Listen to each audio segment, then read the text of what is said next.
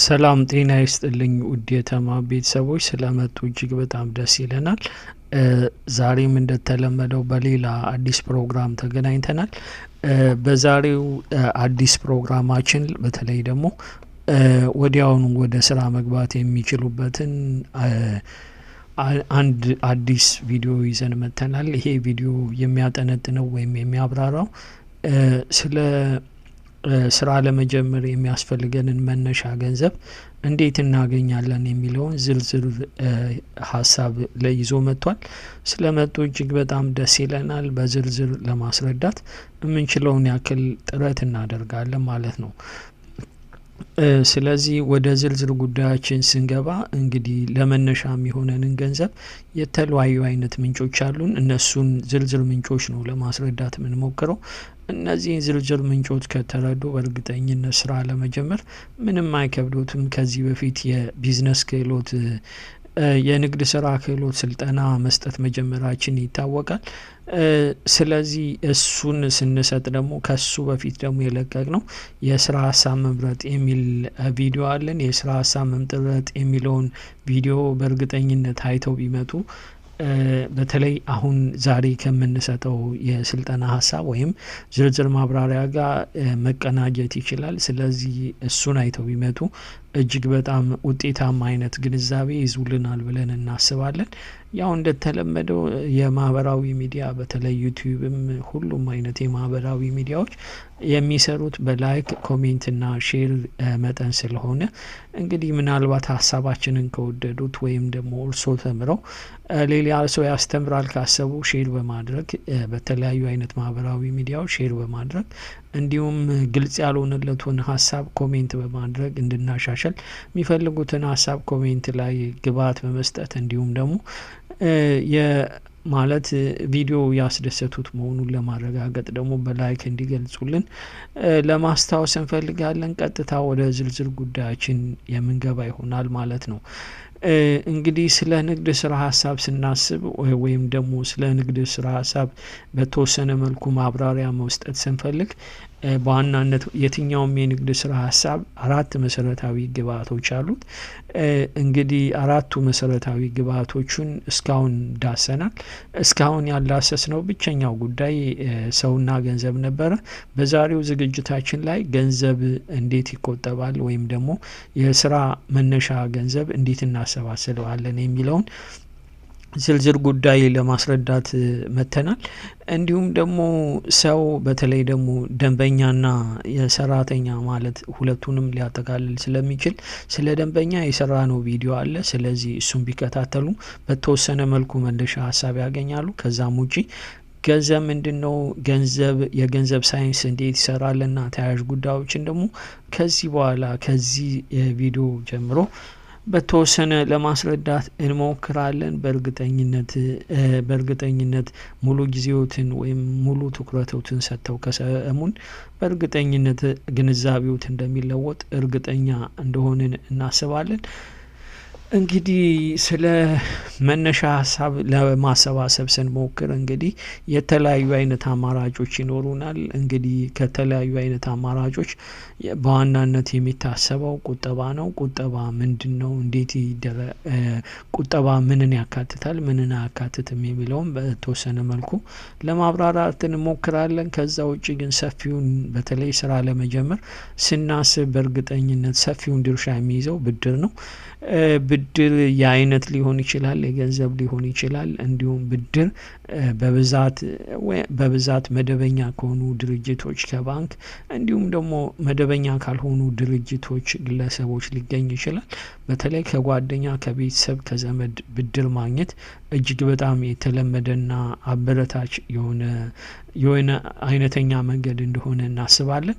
ስለዚህ እሱን በዝርዝር በተወሰነ መልኩ ለማብራራት እንሞክራለን። ከዛ ውጪ ግን በዋናነት በተለይ ደግሞ የንግድ ስራ ሀሳብ ንግድ መጀመር ስንፈልግ በመጀመሪያ ላይ መሰራት ያለበት እቅዱ ነው። እቅድ በምን አይነት መልኩ ይሰራል፣ እንዴት ይሰራል፣ መቼ ይሰራል፣ በምን አይነት መልኩ ይሰራል የሚለውን ዝርዝር ሀሳብ የሚያካትት ስለ እቅድ የተሰራ ቪዲዮ አለን። ያንን ቢያዩ በእርግጠኝነት የተሟላ ሀሳብ ወይም የተሟላ ግንዛቤ መያዝ ይችላሉ። ስለዚህ እዚህ ላይ መጠቆም ያስፈለገበት ዋና ምክንያት እዚህ ላይ መካተት ነበረበት፣ ነገር ግን ከዚህ በፊት የሰራ ነው ስለሆነ በተወሰነ መልኩ ሀሳባችንን ይገልጻል ብለን ስላሰብን ነው እዚህ ላይ ያላካተት ነው። ስለዚህ እሱም ቢያው በእርግጠኝነት የተሟላ ግንዛቤ መያዝ ይችላሉ ብለን እናስባለን። ስለዚህ እሱን መጠቆም እንፈልጋለን። ከዛ ውጪ እንግዲህ ስለ ቁጠባ ስናወራ እንግዲህ ስለ ገንዘብ ማውራታችን ነው። በተለይ ደግሞ ስለ ገንዘብ ስናስብ በእርግጠኝነት ገንዘብ የአስተሳሰብ ጉዳይ ነው። በተለይ ደግሞ ምናልባት በተለያየ አይነት መልኩ ከንግድ ስራ ጋር የተገናኘ አይነት ስልጠና የምትወስዱ ወይም የምትሰጡ ሰዎች በእርግጠኝነት የምትሰሙት የሀብታሙና የድሃውን አባት ምክሮች ነው። የድሃው አባት ምክር በእርግጠኝነት ሁሌ የሚለው በተደጋጋሚ ለልጁ የሚመክረው ጠንክረ ተማር፣ ጠንክረ በጣም ጥሩ አይነት ባለሙያ፣ ጥሩ አይነት ሀሳቢ፣ ጥሩ አይነት አሰላሳይ እንዲሆን በእርግጠኝነት ይመክረዋል። በተቃራኒው ግን የሀብታሙ አባት ለልጁ የሚመክረው ድርጅቶች ይኑሩ፣ ገንዘብ እንዴት እንደሚሰራ ማወቅ መቻል አለብህ፣ መረዳት አለብህ የሚለውን ዝርዝር ሀሳብ ነው የሚመክረው። ስለዚህ ይሄንን ለምን አነሳ ነው መሰላችሁ? በተለይ ደግሞ ገንዘብ ስለሚሰራው፣ በተለይ ደግሞ ስለ ቁጠባ ስናስብ በእርግጠኝነት ሲተርፈን ሳይሆን ካለን ላይ በእቅድና በፕሮግራም ካለን ላይ ቀንሰን ለህልማችን የመሳካት የምንከፍለው ቀብድ እንደሆነ እንዲያስቡልን እንፈልጋለን ወይም እንዲረዱ እንፈልጋለን። ቀብድ ለምን ተባለ ከተባለ በእርግጠኝነት ቀብድ ከተከፈለ በኋላ ሙሉ ክፍያ መከፈሉ እጅግ በጣም አስፈላጊና ተገቢ ነው። እንዲሁም ደግሞ ቀብድ ማለት ሙሉ የምንገዛው ጋር ሙሉ ገንዘብ አይደለም። ቀብድ ማለት 10%፣ 20%፣ 50% ከፍተኛው ሊሆን ይችላል ማለት ነው። ስለዚህ ቀብድ ከከፈልን ሙሉውን መክፈል አለብን ማለት ነው። ስለዚህ ቁጠባ እጅግ በጣም አስፈላጊና ተገቢ ጉዳይ ነው። በተለይ ህልም ያለው ሰው ደግሞ መቆጠብ እጅግ በጣም አስፈላጊና ተገቢ እንደሆነ እናምናለን። ቁጠባ በገንዘብ ሊሆን ይችላል፣ በአይነት ሊሆን ይችላል። በእርግጠኝነት ህልም ያለው ሰው ተኝቶ አያድርም። ህልም ያለው ሰው ተኝቶ የማያድር ከሆነ ደግሞ ቁጠባውን በምን አይነት መልኩ ሊያሳካ እንደሚችል የራሱን የሆነ እቅድ ወይም ስትራቴጂ ይነድፋል። ከዛ ከነደፈ በኋላ በእርግጠኝነት ቁጠባውን አጠናክሮ ህልሙን ለማሳካት የሚሰራው ጉዳይ ስለሆነ ቁጠባ እጅግ በጣም አስፈላጊ ነው። ያው ስለ ቁጠባ ስናስብ እንግዲህ ቁጠባን በብዙ አይነት መልኩ ማሳካት እንችላለን። በእርግጠኝነት በዚህ ዘመናዊ ዓለም ውስጥ በእርግጠኝነት በኪሳችን ወይም ቤታችን አስቀምጠን ቁጠባን ለማስኬድ ብንሞክር እጅግ በጣም አመርቂ አይሆንም። ምክንያቱም ቁጠባ በራሱ ገንዘብ መስራት መቻል አለበት። ቁጠባ ራሱ በምንም አይነት መልኩ አይድል ሆኖ መቀመጥ የለበትም። ቁጠባ እኛ አስቀምጠ ነው እኛ ቆጥበ ነው በብዙ አይነት መልኩ ህልማቸውን ማሳካት የሚፈልጉ ሌሎች ሰዎች ደግሞ እንዲረዱበት እንዲታገዙበት ሌላ አይነት መንገድ መከተል እጅግ በጣም አስፈላጊ ነው። ከዚህ ጋር ተያይዞ በብዙ አይነት መልኩ ብዙዎቻችን የምናደርገው ቁጠባዎቻችን ባንክ ነው የምናደርገው። ቁጠባዎቻችንን ባንክ ስናደርግ በእርግጠኝነት ባንኮች ደግሞ በእርግጠኝነት በእኛ ገንዘብ ሳይሆን በሰበሰቡት ገንዘብ መስራት ይፈልጋሉ። ገንዘብ መስራት ስለሚፈልጉ በእርግጠኝነት ይህንን ያበድራሉ። ካበደሩት ላይ ወለድ ይሰበስባሉ። ወለድ ሰብስበው ለኛ የተወሰነ ፐርሰንቱን ወለድ ይከፍሉናል። ስለዚህ ይሄ ወለድ ትክክል ነው አይደለም የሚለውን በነገ ላይ ፕሮግራማችን ላይ በዝርዝር የማናስረዳ መሆኑን ለማረጋገጥ እንወዳለን። ስለዚህ ነገ ላይ በሚኖረን ቅዳሜና ማክሰኞ ላይ በሚኖረን ፕሮግራም ላይ ተገኝቶ በአካል ወይም በድምጽ በፈለጉት አይነት መንገድ ጥያቄ መጠየቅ ይችላሉ። ስለመጡ እጅግ በጣም ደስ ይለናል። የተማዩ አረዳድ ስለ ቁጠባ ይሄን ይመስላል ማለት ነው። እንግዲህ ከዛ ቀጥሎ ከቁጠባ ቀጥሎ በተለይ ስለመነሻ ገንዘብ ወይም ስለመነሻ ሀብት ስናስብ በተለይ በዋናነት ሰፊውን ድርሻ የሚይዘው ብድር ነው። ብድር እንግዲህ ብድር እንግዲህ የገንዘብ ወይም አይነት ሊሆን ይችላል በዋናነት ከአበዳሪ አካላት። ከዛ ውጭ ግን መደበኛ አበዳሪ ካልሆኑ አካላት በተለይ ደግሞ ከዘመድ ከጓደኛ ከቤተሰብ የምናገኘው የብድር አይነት አለ። ግን ከመደበኛ የአበዳሪ አካላት ላይ ስለመበደር ስናስብ በእርግጠኝነት ብድር ላይ ወለድ እንደሚታሰብ እጅግ በጣም መረዳት ያስፈልጋል። ወለድ እንዴት ይታሰባል የሚለውን ነገር በሌላ ፕሮግራም ለማስረዳት እንሞክራለን። በእርግጠኝነት ግን በተለይ ስለ ብድር ስናስብ በእርግጠኝነት ለብዙ ጊዜ በብዙ አይነት መልኩ ብድር ላይ የሚታሰበው ወለድ ድርብርብ ወለድ ይባላል። ይሄ ድርብርብ ወለድ እንዴት ይሰላል፣ በምን አይነት መልኩ ይሰላል የሚለውን በዝርዝር ማየት እጅግ በጣም አስፈላጊ እንደሆነ እናምናለን። ለዛም ሌላ ፕሮግራም ይዘን እንመጣለን።